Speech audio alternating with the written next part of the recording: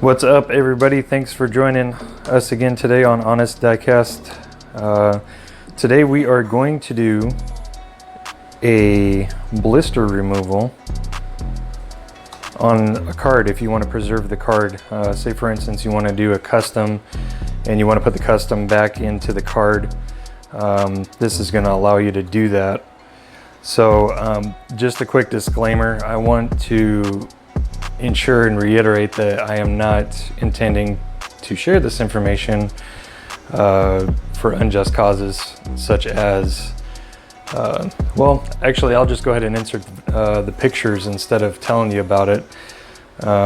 There's a problem everywhere that Hot Wheels are collected, where people go and buy the vehicles that they want and then they return them with card and blister intact and everything, but they're not returning the same car, or the car's been drilled and the wheels have been removed, or it has different wheels on it. Just want to make it clear that I think that's absolutely unacceptable in the world, in the world in general, let alone this hobby, that people are willing to do things like that. I don't condone it whatsoever, and these people that do these things are part of the reason why I decided to create a Facebook group, just because I got tired of seeing this stuff. Got tired of janky and shiesty people just out there doing stuff. So please don't use it for that reason. This is legitimately for if you want to modify the car, like say you want to open this gasser and you just want to change the wheels out and then put it right back in the card. That's what this is for. Okay? So just want to make that clear. So what I'll show you is I will show you how to remove the blister. I'll show you the process. It's a very simple process. Takes no time at all. And the only thing you really need is acetone or nail polish remover that is 100% acetone, and a paintbrush. So let's get started. I'll go ahead and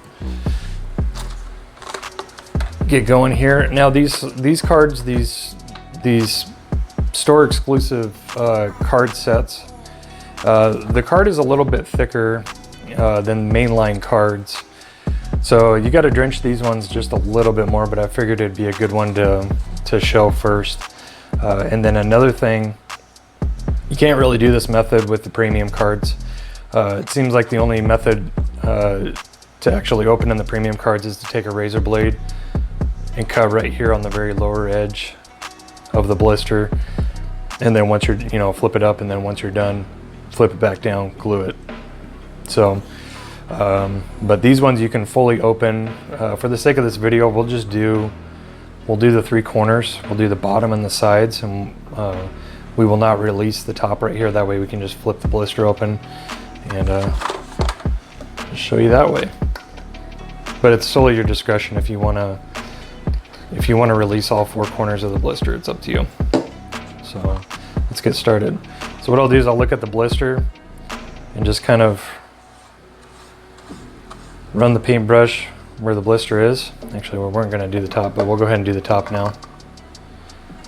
And you want to apply this rather liberally. Usually at first I'll go ahead and give the paintbrush some strokes, and then I'll kind of go to dabbing in. You definitely want to let this stuff soak in really, really well.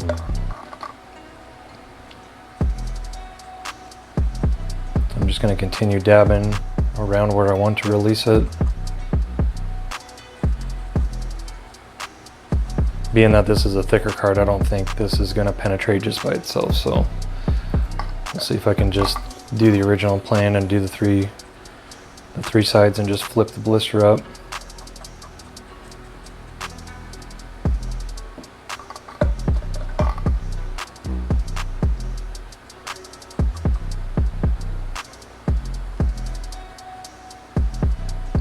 And we see we got the card nice and saturated, which is what we want. Now, sometimes on mainline cards, if you saturate them enough like this, you'll just see the blister and the card pop off the bottom.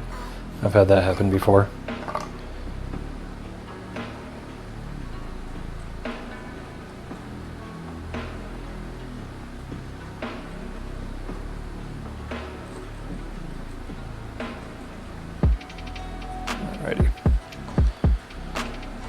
this over.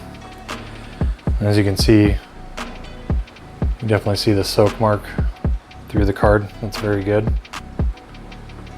Usually what I'll do is I'll saturate them and then I'll flip them up because acetone evaporates very quickly. So if you just leave it like this, in my opinion, I think it'll evaporate quicker, which is not good. So I prefer to flip them over like this. Usually I'll saturate them and just let them sit like that. But since this is saturated so good, we'll go ahead and start kind of trying to pull, and you can see it. You see it pulling up nice and easy. Pull it up very nice and gentle. You don't want to rip the card as much as possible. But if you do rip the card, if it sticks to the blister a little bit, that's completely okay if you're using the same blister and the same card. So just like that, just flip it up and boom, like so.